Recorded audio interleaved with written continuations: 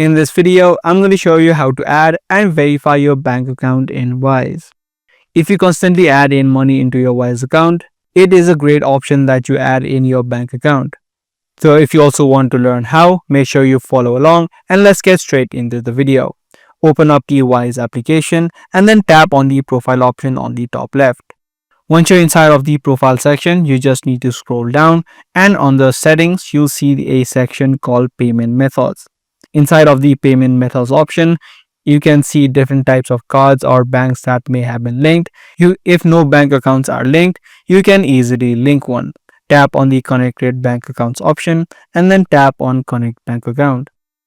Now currently only 3 countries are supported in order to add in bank accounts. So if you have bank accounts from these 3 countries, you can just tap and select one. And these are the few information that you need to know. Tap on instant verification. Now Wise uses a system called Plaid. In order for you to connect the bank account, just tap on continue and then add in your desired phone number. If you don't want to add in your phone number at this time, you can also tap on continue as guest.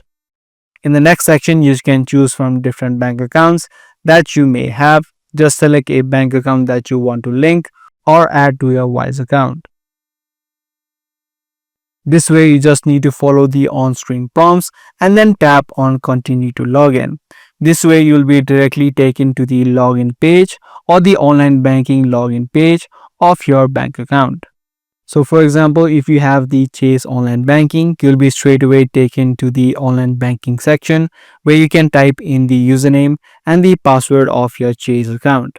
This way you can tap on sign in, and once you do, your account will be immediately linked with the Wise platform.